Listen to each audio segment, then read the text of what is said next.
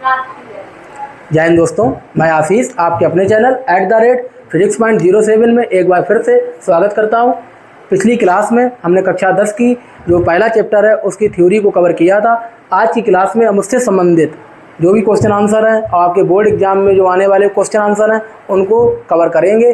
तो आइए देखते हैं क्लास 10 चैप्टर नंबर 1 रासायनिक अपक्रियाएं एवं समीकरण। पाठ के प्रमुख विषय मैग्नीशियम रिबन की सफाई, संतुलित रासायनिक समीकरण मतलब रासायनिक समीकरणों को किस प्रकार से संतुलित किया जाता है और समीकरणों को संतुलित करना। पहले तो संतुलित समीकरण पहचानना, उसके बाद अगर संतुलित नहीं है तो उन्हें संतुलित करना। नेक्स्ट टॉपिक होगा ऊष्माक्षेपी और ऊष्मा शोषी अपक्रियाएं, विस्थापन एवं द्विविस्थापन अपक्रियाओं में अंतर। नेक्स्ट टॉपिक होंगे आपके उपचयन, अपचयन और रेडॉक्स, संक्षारण और विकृतगंधिता के उदाहरण व बचाव। तो ये हमारे टॉपिक्स हैं जिनसे संबंधित हम कुछ क्वेश्चन आंसर को देखेंगे। जैसा कि पहला प्रश्न है मैग्नीशियम रिबन की सफाई। मैग्नीशियम रिबन की सफाई किस प्रकार से करते हैं? ऑक्साइड परत का बनना। मैग्नीशियम रिबन सामान्य ताप पर वायुमंडलीय ऑक्सीजन से क्रिया करके, बात करते हैं सामान्य ताप की, थोड़ा सा ध्यान देंगे। सामान्य ताप क्या होता है? इसे कहते हैं एनटीपी।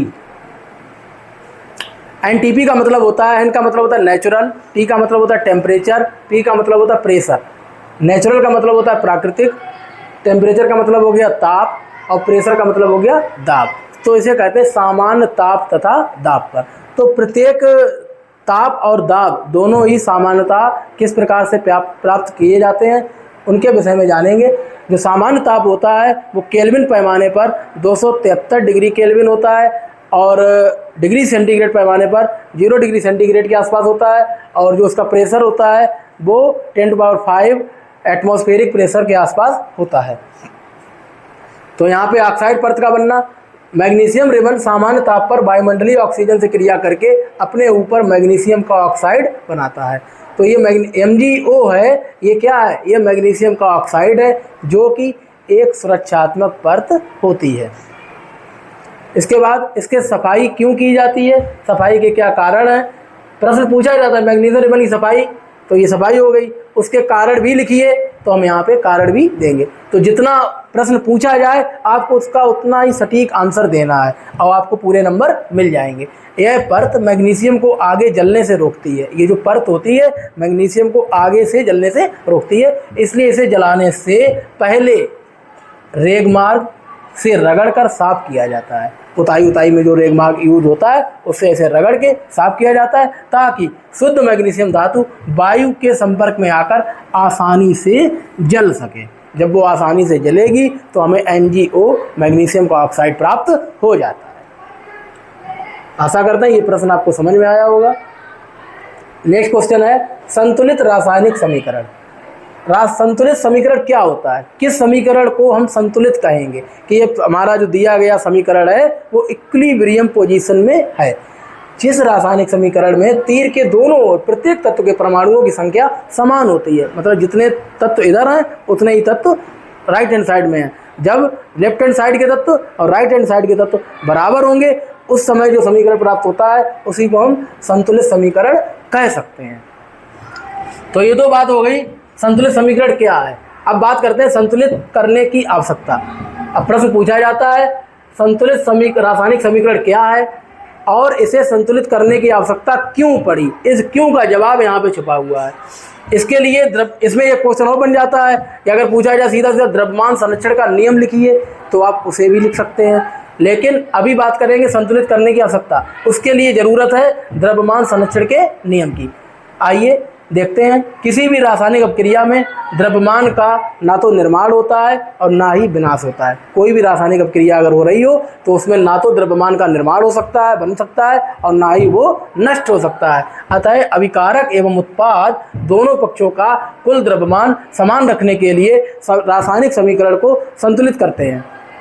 अभिकारक जो कि रिएक्टेंट्स होते हैं, उत्पाद जो कि प्रोडक्ट होते हैं, दोनों को इक्वल करने के लिए रासायनिक समीकरण को संतुलित किया जाता है। और इसी में पूछा जाए अगर द्रव्यमान संरक्षण का नियम क्या है, तब भी आपको यही लिखना है। तो प्रश्न 1 और उसमें बन रहे हैं कम से कम 3 प्रश्न। एक, संतुलित रासायनिक समीकरण क्या है, दूसरा, संतुलित करने की आवश्यकता क्यों पड़ी, तीसरा, अगर पूरा पूछ लिया जाए संतुलित रासायनिक समीकरण क्या है और संतुलित करने की आवश्यकता क्यों पड़ी, तब भी आपको ये पूरा लिखना है। और अगर केवल इतना पूछा जाए कि द्रव्यमान संरक्षण का नियम क्या है, तो आपको केवल इतना सा नियम लिखना है। नेक्स्ट है समीकरणों को संतुलित करना। इस प्रकार के क्वेश्चन पूछे जाते हैं जिसमें खाली स्थान लिखे होते हैं, मतलब डॉट डॉट डॉट लिखा होता है, उसमें आपको जो सही चीज़ है वो भरनी होती है। तो यहाँ पे देखिए, जैसे हाइड्रोजन प्लस क्लोरीन, तो आपको मिल रहा है हाइड्रोजन क्लोराइड। अब यहाँ पे देखिए H2 और Cl2, हाइड्रोजन के 2 अणु हैं, क्लोरीन के 2 अणु हैं, तो यहाँ पे जो HCl मिल रहा है वो 2 मॉलिक्यूल में मिल रहा है, तो हम लिखेंगे ट्वाइस HCl। तो यहाँ पे आपको दिख रहा है कि जैसे यहाँ पे 2 हाइड्रोजन है, यहाँ भी 2 हाइड्रोजन है, यहाँ पे क्लोरीन 2 है, यहाँ पे भी क्लोरीन 2 हो गए, तो समीकरण हमारा संतुलित है। नेक्स्ट है barium chloride plus aluminium sulphate arrow barium sulphate plus aluminium chloride, ये इनके नाम दिए गए हैं। जैसे BaCl2 होता है उसे बेरियम क्लोराइड कहते हैं, एल्युमिनियम सल्फेट Al2SO4 का होल थ्राइड, इसे कहते हैं एल्युमिनियम सल्फेट। जो बनेगा क्या, Ba के साथ आपका SO4 लग जाएगा और बचा हुआ आपका जो Cl3 है वो Al के साथ, एल्युमिनियम के साथ आ जाएगा। तो जो BaSO4 है वो बेरियम सल्फेट है और जो बचा हुआ ट्वाइस AlCl3 है वो है एल्युमिनियम क्लोराइड। नेक्स्ट समीकरण है सोडियम की क्रिया जल के साथ कराते हैं तो हमें सोडियम हाइड्रोक्साइड मिलता है और हाइड्रोजन गैस प्राप्त होती है। तो सोडियम के 2 मॉलिक्यूल लेंगे, जल के भी 2 मॉलिक्यूल लेंगे, हमें मिलेगा 2 मॉलिक्यूल में सोडियम हाइड्रोक्साइड, जिसे कहते हैं NaOH, जिसे कहते हैं कास्टिक सोडा, और आपको हाइड्रोजन गैस भी प्राप्त होती है। तो ये समीकरण थे। इनमें जैसे क्या होगा, कहीं पे यहाँ पे मान लो यहाँ पे डॉट डॉट लगी हो, अब तुम्हें भरना है यहाँ पे क्या, तो यहाँ पे Cl2, मान लो यहाँ पे डॉट डॉट डॉट लगी हो तो यहाँ पे क्या भरना है, थ्राइस BaSO4। तो इस तरीके से रिक्त स्थानों की पूर्ति में भी समीकरण से संबंधित क्वेश्चन पूछे जाते हैं। नेक्स्ट है ऊष्माक्षेपी और ऊष्माशोषी अपक्रियाएं क्या हैं। पहले प्रश्न पूछा जाता है अगर 1 नंबर में ऊष्माक्षेपी अपक्रिया बताइए, तो आपको केवल क्या बताना है, जिन अपक्रियाओं में उत्पाद के निर्माण के साथ साथ ऊष्मा या ऊर्जा मुक्त होती है उस अपक्रिया को हम ऊष्माक्षेपी अपक्रिया कहते हैं। इसके अलावा 2 नंबर में प्रश्न पूछा जाए कि ऊष्माक्षेपी अपक्रिया से आप क्या समझते हैं और एक उदाहरण दें, तो उदाहरण में आपको ये रिएक्शन देनी है और यही रिएक्शन जो है C6H12O6 plus 6 times of O2 is arrow 6CO2 plus 6H2O, और ढेर सारी एनर्जी यहाँ पे बहन होती है। यहाँ पे आप देख सकते हैं कि ये कार्बन डाइऑक्साइड बनाने की विधि है, उसी का एक उदाहरण मात्र है। तो इस क्वेश्चन को हमने देखा 2 तरीके से पूछ लिया। इसके बाद इसमें क्वेश्चन और बन रहा है जैसे ऊष्माशोषी अपक्रिया क्या है, तो हम इसकी डेफिनेशन लिखेंगे, परिभाषा लिखेंगे, जिन अपक्रियाओं में अभिकारकों को तोड़ने के लिए ऊष्मा, प्रकाश या विद्युत ऊर्जा का अवशोषण होता है, मतलब वो एब्जॉर्ब करता है, तो इस प्रकार की अपक्रिया को हम ऊष्माशोषी, शोषी का मतलब जो अवशोषण कर सके, इस प्रकार की अपक्रिया को क्या कहेंगे, ऊष्माशोषी अपक्रिया कहेंगे। जैसे CaCO3 की जो अपक्रिया हो रही है वो हीट के उपस्थिति में हो रही है, जिससे आपको CaO और CO2 प्राप्त होता है। तो 2 तरीके हो गए ये क्वेश्चन पूछने के कि ऊष्माशोषी अपक्रिया समझाइए उदाहरण सहित, और तीसरा तरीका ये हो गया कि पूरा पूछ दिया जाए बड़े में 3 नंबर में या 4 नंबर में कि ऊष्माक्षेपी, ऊष्माशोषी अपक्रियाएं समझाइए और इनके उदाहरण भी लिखिए। तो आपको ये पूरा के पूरा उत्तर लिखना है। नेक्स्ट है विस्थापन एवं द्विविस्थापन में अंतर क्या है। तो सबसे पहले हम क्या करेंगे, विस्थापन को लिखेंगे कि विस्थापन अपक्रिया क्या होती है। अधिक क्रियाशील तत्व कम क्रियाशील तत्व को विस्थापित करता है। जो फंडामेंटल होता है वो क्या करता है, जो अधिक क्रियाशील तत्व होता है वो कम क्रियाशील तत्व को विस्थापित कर देता है। जैसे आयरन के साथ जब CuSO4 की क्रिया होती है तो आप देख सकते हैं जो CuSO4 के साथ SO4 है वो आयरन के साथ जुड़ जाता है, तो हमें मिलेगा आयरन का सल्फेट, जिसे हम कहेंगे FeSO4 प्लस कॉपर मतलब Cu। नेक्स्ट है द्विविस्थापन अपक्रिया, अभिकारकों के मध्य आयनों का जो आदान प्रदान होता है, आयन का आदान प्रदान का मतलब होता है एक्सचेंज ऑफ आयन्स।